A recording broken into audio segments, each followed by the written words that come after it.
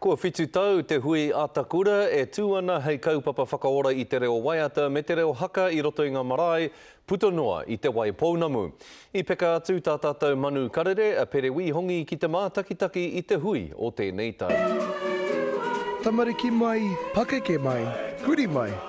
Ko te whakakaonga tēnei a te iwi o Ngai Tahu mo te hui taurima te Atakura. Strengthening our paipai of our marae. That's its main focus. Tuia ki tērā, he kōhanga haka anoho ki te atamira nei, mā rātou uri. Ki tā hāpai, te mahi kapahaka,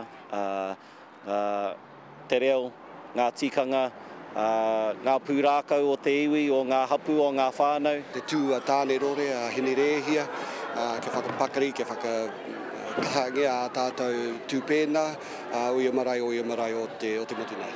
E mau pūmau ana ki te tūmanako a tōna wā, ka pakaria ki te tūa Ngai Tahu. It's become normal for our tamariki to stand and to just do this stuff. And the more we can do that, the more confident we become. Toko whetu ngā rōpū kua uru mai ki tēnei o ngā hui taurima, mai muri hiku tairawa atu ki kai koura, kaore e kore e rangona hiana te Ngai Tahutanga.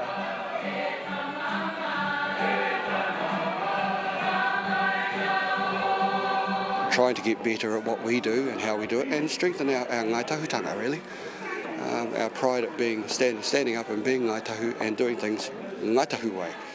Ko te awhero nui a Ngai Tahu i tēnei wā, kia whakawhitihia te huinga nei ki tā rātou hui ahurei a tōna wā. Not just our generation that does this, but it's the generations that follow us.